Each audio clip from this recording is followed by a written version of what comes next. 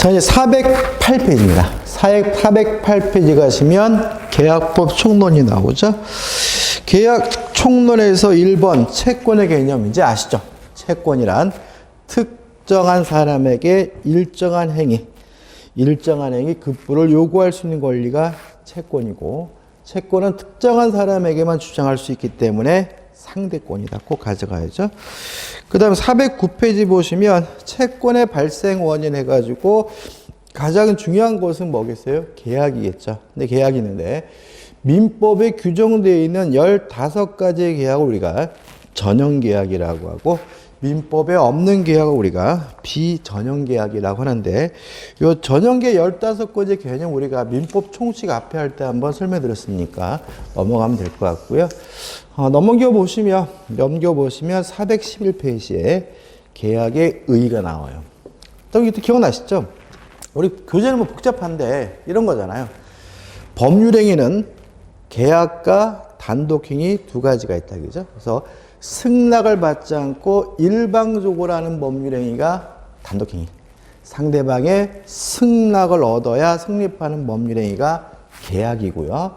또 승낙을 얻어야 된다는 말을 우리 교재는 의사표시의 합치로 성립하는 법률행위를 하거든요. 그러니까 의사표시가 합치가 된다는 말은 상대방으로부터 승낙을 얻어야 성립하는 법률행위가 뭐죠? 계약이다. 이렇게 되는 거예요. 그 다음에 계약자의 원칙과 그 제한이 나옵니다. 일단 계약은 자유롭게 할 수가 있어요. 왜 계약은 자유롭게 할 수가 있느냐? 어차피 상대방으로부터 승낙을 얻어서 하는 것이니까요. 따라서 나쁜 짓만 하면 뭐든지 할 수 있다. 이게 뭐죠? 계약 자유의 원칙인 거죠. 그럼 뭘 자유롭게 할 수 있느냐? 이런 겁니다. 자, 갑이라는 사람이 A라는 토지를 가지고 있는데 토지를 팔지 말지 고민이에요. 물론 팔지 말지 누구 마음이죠? 갑 마음인 거죠. 다시 말하면 갑이 매매 계약을 할지 말지 계약 체결에 자유가 있는 거죠. 자, 갑이 이 땅을 팔겠다라고 결심을 했어요. 그랬더니 을도 사겠다고 하고 병도 사겠다고 하고 정도 사겠다고 하네요. 물론 갑 마음이죠. 누구한테 팔지? 두 번째, 상대방 선택도 자유롭게 할 수가 있는 거죠. 자, 을에게 팔겠다라고 선택했거든요. 그래서 을이 만나가지고 매매 계약을 할 때 1억이 할 것인지 2억이 할 것인지 3억이 할 것인지 누구 마음이죠? 갑과 을의 마음인 거죠. 다시 말하면 세 번째, 매매 계약의 내용 결정도 자유롭게 할 수가 있는 거죠. 자, 1억에 매매하기로 결정했습니다. 그럼 우리가 계약서를 꼭 써야 되나요? 그러니까 법적으로. 그러니까 우리가 보통 이런 거거든요. 친구한테 돈 300만 원을 빌렸어요. 뭐 계약서 안 쓰죠. 근데 뭐 은행이든 어디든 가가지고 대출 받으려고 하면 단돈 100만 원 대출 받으려고 해도 뭘 써야 되잖아요. 그죠? 그러면 은행은 계약서 쓰고 친구는 왜 계약서를 안 쓸까요? 믿을만 해서거든요. 다시 말해 우리가 계약서를 쓰기 위해서는, 쓰는 이유는 계약을 성립시키기 위해서 쓰는 것이 아니라 상대방을 믿을 수 없기 때문에 나중에 입증 자료로서 필요하니까 쓰는 거예요. 다시 말하면 매매 계약이 성립되는 것은 쌍방 간의 의사의 합치만으로 성립하는 거고, 계약서는 그 합치된 내용을 나중에 뭐 하기 위해? 입증하기 위한 자료에 불과한 거예요. 만약에 갑과 을이 정말 믿을 만한 사람이라면 계약서 안 쓸 수도 있는 거예요. 다시 말하면 계약서 쓸지 안 쓸지 지들 마음이다. 방식, 결정의 자유가 있는 거죠. 여기서 우리가 이 네 가지를 자유롭게 할 수 있는 게 계약 자유 원칙이고요. 우리 교재는 이러한 네 가지 자유가 무제한적으로 보장되는 것이 아니라 일정한 경우에는 제한될 수 있다. 이런 게 나오거든요. 뭐 그 중요한 건 아니고, 여기서 우리가 좀 생각해 볼 것은 뭐냐면 요거죠.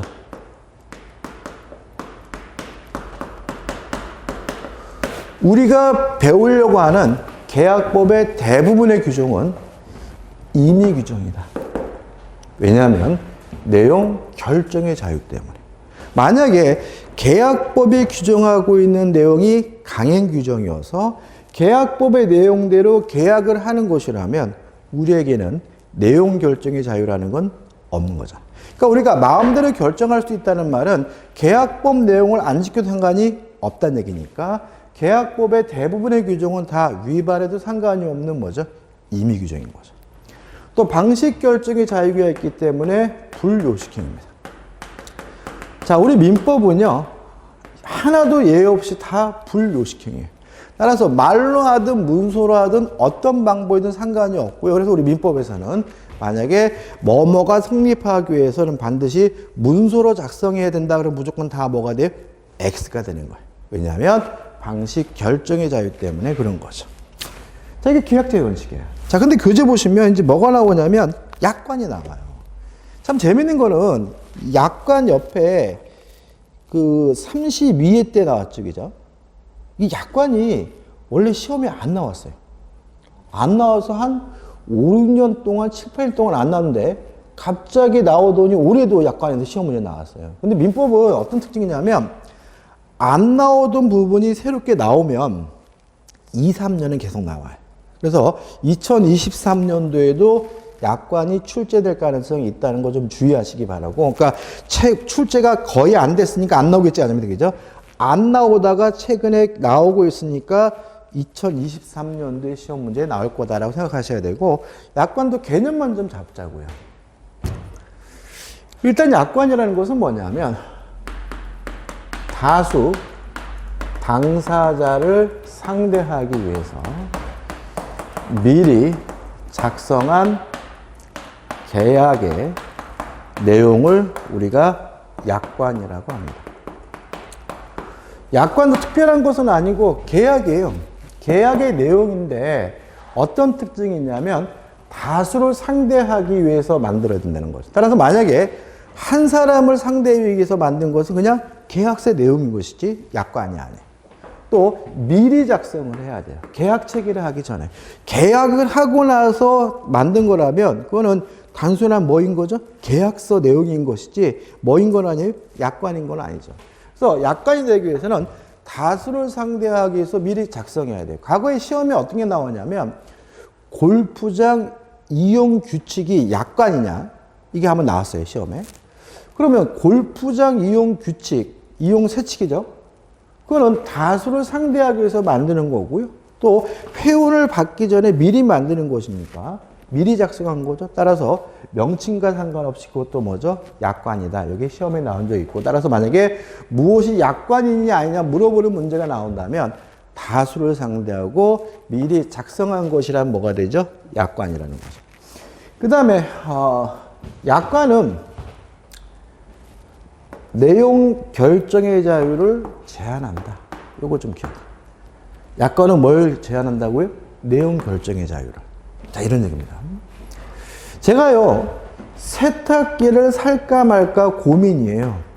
물론 세탁기를 살지 말지는 누구 마음이죠? 제 마음이니까 저에게는 계약 체결의 자유가 있는 거죠. 사기로 했는데 LG 걸 살까, 삼성 걸 살까, 대우 걸 살까, 누구 마음이죠? 제 마음이에요. 따라서 상대방 선택도 자유롭게 할 수 있는 거죠. 근데 제가 LG 거를 사기로 결정을 하게 되면 그 LG 그 세탁기 통 속에 있는 비닐로 봉다리에 들어있는 약관이라는 것이 저에게 적용되기 때문에 실질적으로 저는 뭘 못해요? 내용 결정을 못하는 거죠. 따라서 약관은 무슨 자유를 제한합니까? 내용 결정의 자유를 제한하게 된다는 거 주의하시기 바랍니다. 이 정도만 생각하시면 돼요. 자, 넘겨봅니다. 자, 넘겨가지고 413페이지 오시면, 오늘은 개념만 잡는 거니까요. 413페이지 오시면 계약의 분류가 나오죠. 전형계약, 비전형계약이 또 나오고, 쌍무계약, 편무계약이 나오고요. 한 장을 넘겨보시면 414페이지에 유상계약, 무상계약이 나오고 415페이지에 낙성계약, 요물계약이 나옵니다. 자, 한꺼번에 설명해 드릴 건데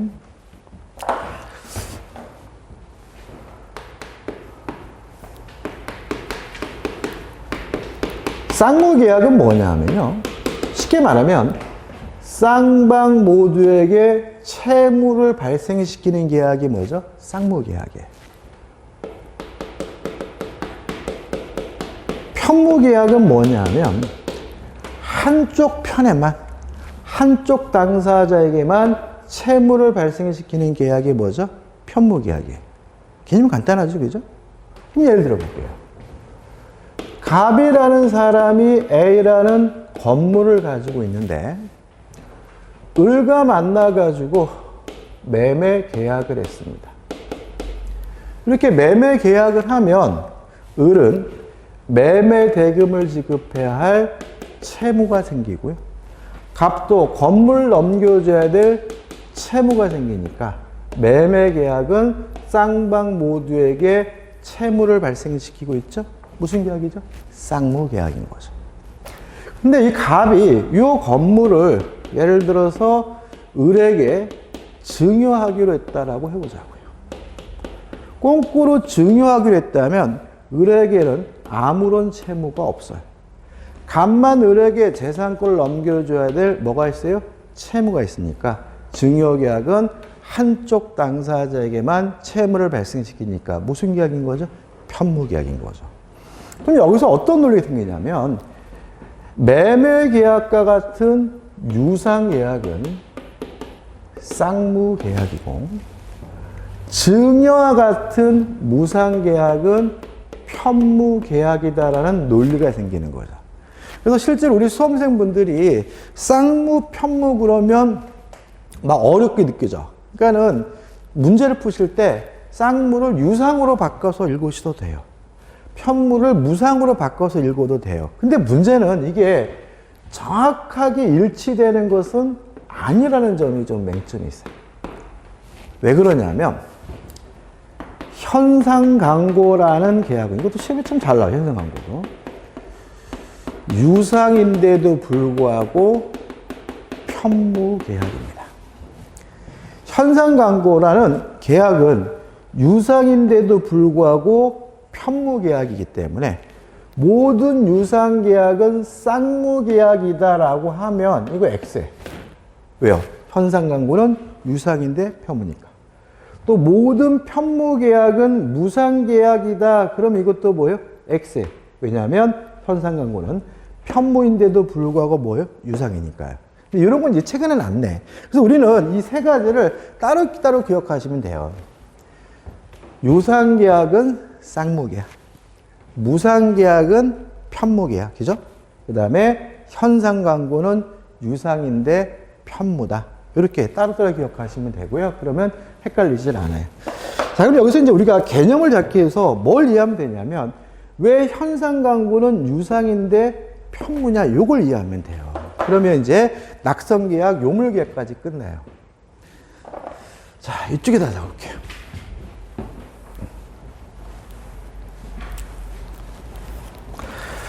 자, 현상강고 개념은 기억나시죠?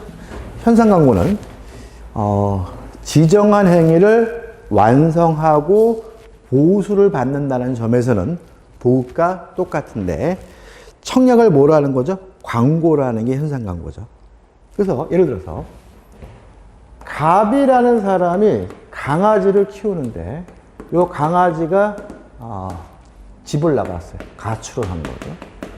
날씨도 춥고 그래서 너무나 걱정이 돼가지고 예를 들어서 만약에 을이라는 식물원센터 가서 우리 강아지 찾아주시면 50만 원을 드리겠습니다라고 계약을 했다면 이거 무슨 계약이죠? 도급계약인 거죠. 그죠? 일을 완성하면 돈을 줍니다. 근데 만약에 그게 아니라 우리 강아지를 찾으면 50만 원을 주겠다는 내용을 전단지로 만들어가지고 전봇대에다가 붙이고 다녔어요. 그러면 청약을 뭐로 한 거죠? 광고를 한 거니까 이게 뭐가 되는 거예요? 현상광고가 되는 거예요. 을이라는 사람이 지나가다가 전봇대를 보니까 강아지 한 마리 찾아주면 50만 원 주겠대요. 짭짤하네, 그죠? 그래서 갑한테 전화한 거죠. 아이고, 안녕하세요. 제가 당신 강아지를 찾아드리겠습니다라고 승낙을 했어요. 계약이 성립되느냐, 요 문제인 거예요. 자, 우리가 이런 겁니다. 갑이 을에게 청약을 하고요. 그에 의해서 우리 승낙을 했다면 그것만으로 성립하는 계약을 우리가 낙성계약이라고 해요. 그러니까 낙성계약이라는 것은 앞에 승자가 빠진 거예요. 그러니까 승낙만으로 성립하는 계약. 다른 말로는 쌍방간의 의사의 합체만으로 성립하는 계약을 우리가 낙성계약이라고 하고요. 우리가 배우는 매매다, 교환이다, 임대차다 같은 모든 계약은 대부분이 뭐죠? 낙성계약이에요. 승낙만으로 성립하는 계약입니다. 근데 그거 외에도 계약이 성립하기 위해서 일정한 물건이 요구되는 계약을 우리가 요물계약이라고 해요. 자, 매매계약은 낙성계약입니다.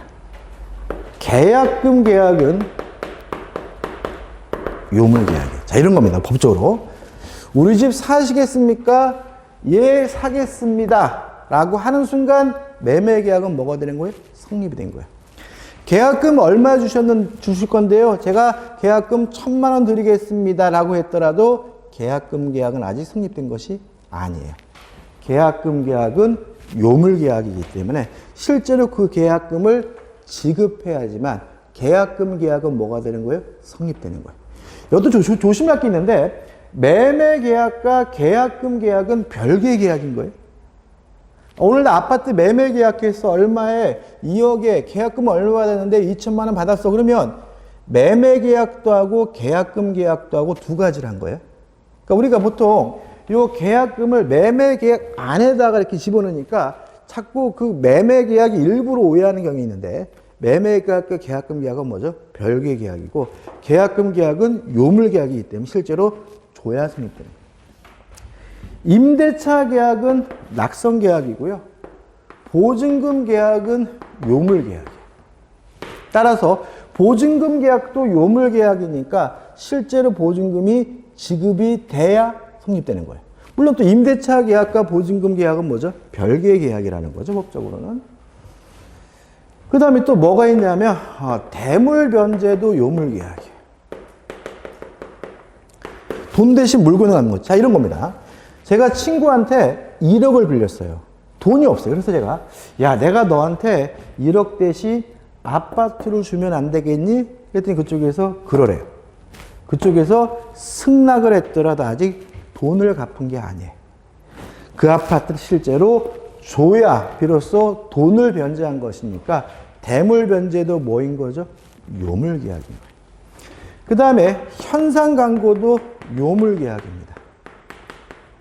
현상 광고. 그래서 이제 여기 왔죠. 현상 광고는 왜 유상인데도 편무 계약이냐면 요물 계약이기 때문에 그래요. 요물 계약 종류 네 가지는 암기하셔야 돼요. 계약금 계약, 보증금 계약, 대물 변제, 현상 광고는 요물 계약이다. 꼭 암기해 두시고 요거 이제 우리가 다음 달에 기본 과정 들어가도 맨 처음에 또 나와 이게. 그래서 우리가 계약금 계약, 보증금 계약, 대물 변제, 현상 광고는 요물 계약이 돼. 현상 광고 요물 계약이라는 건 작년에도 나왔어요, 시험 문제. 자, 보자고요. 자, 현상 광고는 요물 계약이죠. 보세요. 내가 당신 개를 찾아주겠습니다라고 승낙을 했더라도 아직 계약이 성립된 것은 아니에요. 만약에 승낙했다는 이유로 계약이 성립된 거라면 을이 개를 못 찾아주는 것은 채무불행이잖아.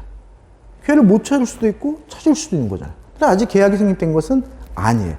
따라서 을이 실제로 이 강아지를 찾아와야 비로소 계약이 성립되는 거니까 요물 계약은 현상 광고는 무슨 계약이에요?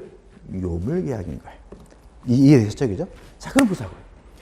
개를 찾아와서 계약이 성립되고 나서 보면 50만 원을 받는 거니까 현상 광고는 명백히 뭐예요? 유상계약이에요. 근데 을은 할 일 다 했죠. 을은 더 이상 할 게 없죠. 간만 을에게 얼마를 주면 돼요? 50만 원을 주면 되니까 현상 광고는 유상인데도 불구하고 뭐예요? 편무계약인 거예요.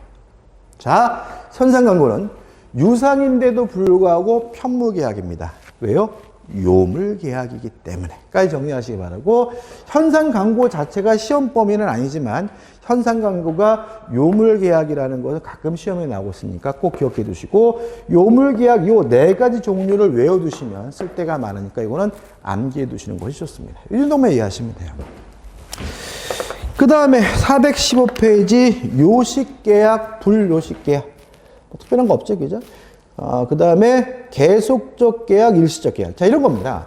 계약이 성립되기 위해서 시간의 경과가 요구되는 계약은 계속적 계약. 계약이 성립되기 위해서 시간의 경과가 요구되지 않는 계약은 뭐죠? 일시적 계약. 임대차, 사용대차, 소비대차는 시간이 경과이죠. 하루를 빌리든 2달을 빌리든 임대차는 시간의 경과가 필요하니까 뭐죠? 계속적 계약이고, 매매다, 교환이다, 증여는 시간의 경과가 필요가 없으니까 뭐가 되는 거죠? 일시적 계약이 되는 거죠. 예약, 본계약, 뭐 설명드릴 게 없습니다. 한번 보시면 될 것 같고, 넘겨보시면 이제는 계약의 성립이 나와요. 자, 계약의 성립은 이거 오늘 자세히 못 봐요. 우리는 뭐만 잊지 말자면 계약은 원칙적으로 뭐죠? 낙성계약이다. 따라서 청약이 있고 그에 의한 승낙이 있으면, 승낙만 있으면 계약이 뭐가 돼요? 성립되는 거다. 그래서 이 계약의 성립 부분은 이 청약과 승낙을 공부하는 거예요. 좀 까다로울 수가 있어요. 근데 좀 미리 말씀드렸어야 되는데, 지금 우리가 계약법을 들어왔는데 계약법은 시험 문제가 민법 총칙하고 비슷하게 나와, 양이. 그러니까 우리가 물권법이 제일 많이 나오고, 그 다음에 민법 총칙하고 계약법은 문제 숫자가 비슷해요. 비슷하게 나오는데, 우리 수험생분들은 계약법을 어려워하세요. 왜 어려냐면 뒤에 있어서. 그러니까 뭐냐면 앞에서부터 공부하다가 개혁법쯤 오면 다시 또 앞으로 돌아가요. 끝까지 안 봐. 그래가지고 뭐 몇 년을 공부했는데도 불구하고 계약법을 안 했다는 분도 있어요. 그러니까 계약법 부분은 어려운 게 아니라 공부를 안 한 부분이에요. 그래서 계약법은 조금만 정리하시 충분히 맞힐 수가 있어요. 그러니까 이것도 공부를 좀 전략적 부분이라 생각하시면 될 것 같고, 일단 이 계약의 성립은 일단 오늘은 낙성계약이니까 청약이 있고 그에 의한 승낙만 있으면, 합의만 있으면 계약이 뭐가 돼요? 성립이 된다는 거죠. 근데 한 가지만 좀 복습해 볼까요? 뭘 복습할 거냐면,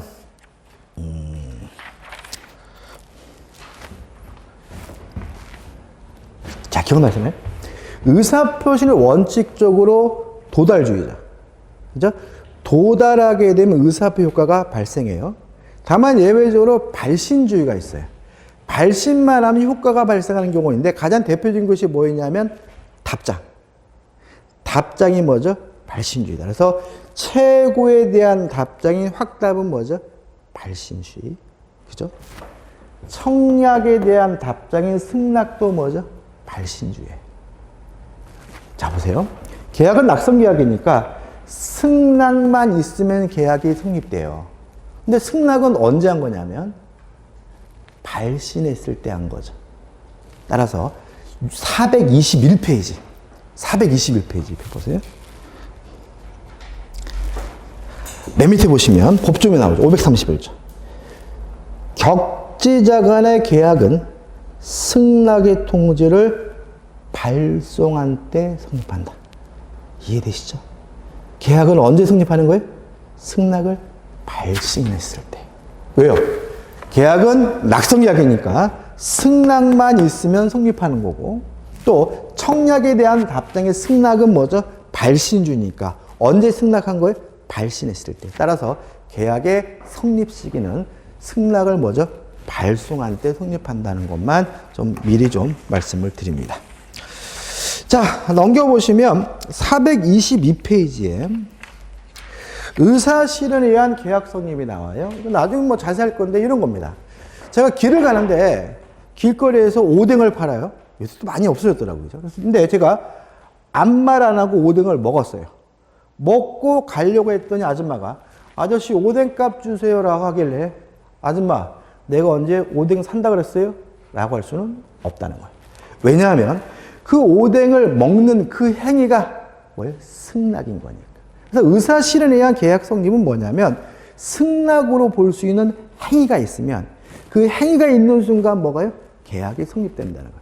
음식을 먹는다, 책에다 이름을 쓴다 이런 것처럼 승낙으로 볼 수 있는 행위가 있으면 그 행위만으로 계약이 성립되게 되는데 이게 뭐죠? 의사실현에 의한 계약 성립인 거죠. 그 다음 우측에 보시면 교차 청약에 의한 계약 성립. 무슨 말입니까? 똑같은 내용의 청약이 교차됐다는 거예요.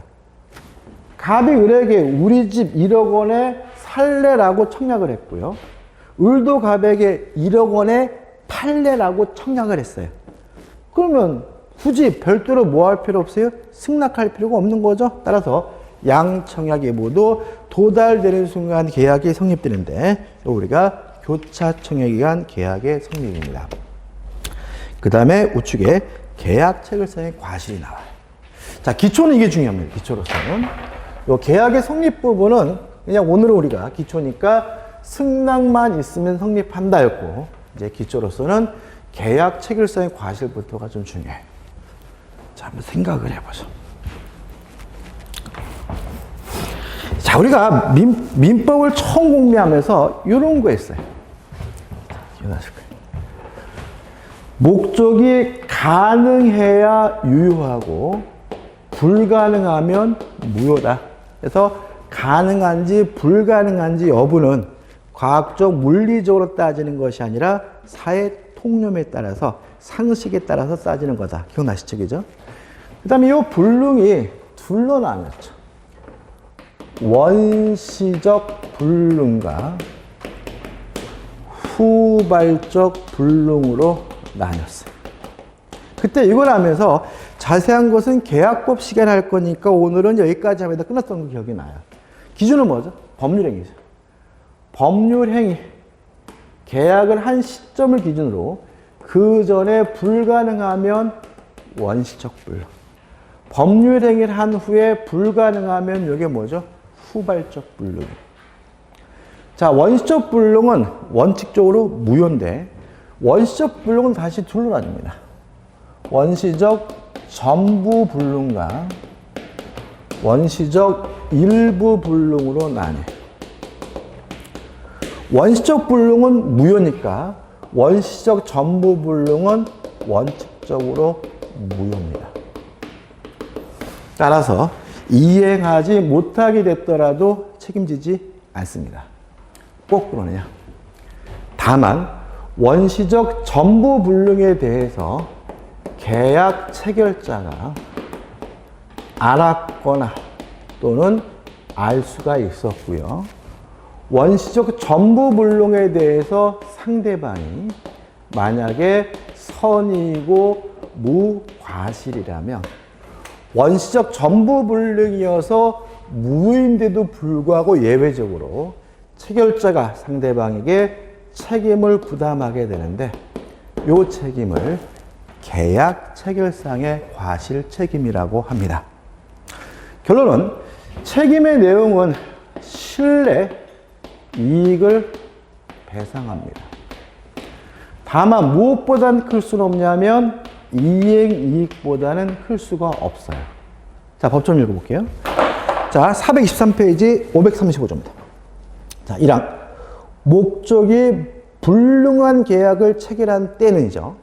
이 불능에 대해서 우리 판례는 원시적 전부 불능으로 이해합니다. 무슨 불능이요? 원시적 전부 불능. 이렇게 된 거죠.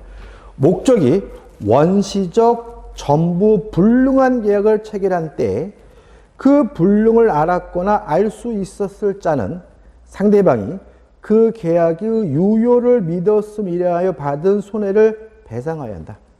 그러나 그 배상액은 계약이 유효함으로 인하여 생길 이익액을 넘지 못한다.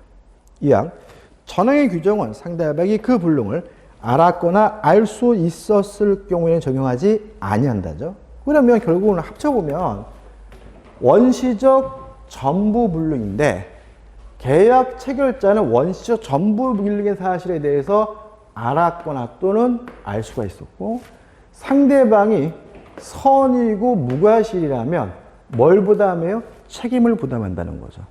근데 이 책임은 뭐라고 되어 있냐면 계약의 유효함을 믿었음 인하에 받은 손해. 다시 말하면 믿었음, 신뢰 이익을 배상해야 되는데 무엇보다는요? 이행이익보다는 클 수가 없다는 거죠. 여기서 우리가 신뢰 이익은 이행 준비 비용 이 정도로 생각하면 될 것 같습니다. 쉽게 말씀드립니다. 예를 들어서 아파트를 매매 계약했어요. 그러면 그 매매 계약이 유효하다고 믿으면 이사갈 준비를 하겠죠. 뭐 이삿짐 센터도 예약하고 뭐 애들 전학시키고 막 이런 거를 금전적으로 평가하면 뭐가 되는 거예요? 신뢰이익인 거예요. 이행이익은 쉽게 말하면 원래 뜻은 이행이 됐으면 얻을 수 있는 이익이니까 쉽게 말하면 전매 차익입니다. 예를 들어서 만약에 이사 가는 준비, 그 준비하는 걸 금전으로 평가했더니 한 500만 원이더라. 근데 요새는 아파트 가격이 더 떨어져가지고 오히려 이행됐으면 마이너스 1000만 원이더라. 그러면 실내이익을 배상하되 이행이익보다 넣을 수는 없으니까 보상받을 수 있는 금액은 뭐죠? 빵원인 거죠. 0원인 거죠. 그죠? 넘을 수는 없으니까. 오히려 무효인 게 다행이죠. 왜요? 샀으면 1000만 원 손해볼 건데 이런 의미인 거예요. 그래서 실내이익을 배상하되 이행이익을 초과할 수가 없어요. 여기서 좀 문제가 좀 있습니다. 교재 보시면 의가 나와 있고 넘겨보시면 2번 계약 체결상의 과실책임의 법적 성질 해가지고 1. 계약 교섭 시 주의 의무 위반으로 인한 생명, 신체 등 계약 외적 법이 침해된 게 이렇게 나온단 말이에요. 그죠? 얘가 나와요. 이게 무슨 말인지 생각해 보자고요. 자, 우리가 전에 이런 거 했어요. 위법행위여야지만 손해배상을 청구할 수 있다. 위법행위는 채무불이행이 아닌 불법행위죠. 따라서 채무불이행이거나 불법행위여야지만 손해배상을 청구할 수 있고 다른 이유로는 손해배상을 청구할 수가 없다는 얘기죠. 기억나시죠? 그죠? 근데 우리 학자분들은 그거로 부족하다는 거예요. 독일에서 어떤 일이 벌어졌냐면 독일에서 카페트 사건이라고 하는데요. 카페트 가게에 카페트가 이렇게 잔뜩 쌓여 있었어요. 쌓여 있었는데 어떤 분이 카페트 가게 가가지고 구경을 하고 있었는데 카페트가 무너지는 바람에 이 양반이 깔려서 사망을 하셨어요. 이게 실제 사건이에요. 그러면 카페트 가게 주인이 이 구경하다 돌아가신 분한테 손해배상을 해줘야 될 것 같은데 왜 해주느냐는 거예요. 일단 채무불이행일 수는 없어요. 왜요? 구경하다가 돌아가셨죠? 계약 체결 전이니까. 불법행위다? 아니 카페트 가게에다가 카페트를 쌓아놓는 게 불법한 건가요? 또 이러면 또 이게 뭐예요? 불법행위도 아니라는 거예요. 그래서 우리 학자분들은 이런 경우에는 현행 우리 민법상 손해배상 책임 가지고는 해결이 안 된다는 거예요. 우리나라는 이런 거예요. 우리나라에서는 실제 사건은 이제 백화점에 이제 에스컬레이터가 있어요. 근데 어떤 사람이 이제 에스컬레이터를 타고 위로 쭉 올라가다가 밑에 구경하고 있는 거죠. 아이 쇼핑을 하고 있는 거죠. 근데 밑에 아는 분이 있으니까 목을 쭉 빼가지고 개똥이 엄마 이렇게 아는 척 하다가 엘리베이터가 교차되는 부분에 껴가지고 사망한 사건이 있었어요. 실제로 있었어요. 사망한 사건. 그러면 백화점이 이분한테 손해배상을 해줘야 될 것 같은데 왜 해주느냐. 왜. 아니 구경하다가 돌아가셨으니까 채무불이행도 아닌 거고 백화점에다가 에스컬레이터 설치한 게 불법도 아니잖아. 그러니까 이런 경우에는 현행 우리 민법 체계로는 해결될 수가 없다는 거예요. 그래서 우리 학자분들은 이런 경우에는 요 계약 체결사의 과실 책임에 관한 민법 규정을 끌어다가 적용을 해서 책임을 인정하다는 것이 우리 학자분들의 태도예요. 이해되시죠? 그죠? 근데 우리 판례는 안 그래. 우리 판례는. 이런 거 안 해. 우리 판사들은 이런 거죠. 야, 참, 독일 가가지고 유학가자 갔다 온 사람들이 불법행위가 뭔지를 몰라. 그죠? 우리 판사는 이런 거예요. 불법행위라는 거는 나쁜 짓이 아니라 고의나 과실로 타인에게 손해를 입히는 게 불법행위잖아요. 그러면 카페트 가게 카페트를 쌓아놓은 게 문제가 아니라 쌓아놓더라도 안 무너지도록 쌓아야 되는 것이고 무너졌다면 카페트 가게 주인에게 과실이 있다는 거. 그죠? 백화점에다가 에스케를 설치하는 게 그게 아니라 누가 끼더라도 돌아가시지 않도록 안전장치를 해야 되는 것이고 안전장치를 제대로 하지 못해서 이분이 돌아간 것인 거라면 백화점 측에 뭐가 있는 거예요? 과실이 있다는 거죠. 따라서 이거는 명백히 우리 판례는 불법행위라는 거. 정리해 볼게요. 그러니까 우리는 판례만 기억하면 되잖아요. 그러니까 우리 교재는 지금 판례와 학설이 뒤섞여 있으니까 우리 수험생들은 혼란스러운 거예요. 자, 우리는 판례만 기억하면 되니까. 자, 우리 판례는 계약 체결서의 과실 책임은 원시적 전부 불능인 경우에만 인정합니다. 계약 체결 전, 구경하다 그죠? 계약 체결 전 준비 단계에서 발생한 것은 불법 행위를 원인으로 손해배상을 청구해야 된다는 것이 우리 판례 입장입니다. 끝! 이게. 정리해 볼게요. 다시 한번. 우리 판례에 따른다면 계약 체결상의 과실 책임은 원시적 전부 불능이어서 무효인 경우에만 적용된다는 입장입니다. 계약 체결 전 준비 단계에서 발생한 문제에 대해서는 계약 체결상의 과실 책임이 아니라 불법 행위를 원인으로 손해배상을 청구해야 된다는 것이 우리 판례 입장입니다. 우리는 뭐만 기억하면 되죠? 판례만 이해하면 됩니다. 자, 425페이지 보시면 쌍무계약의 효력이죠. 쌍무계약이 뭐였죠?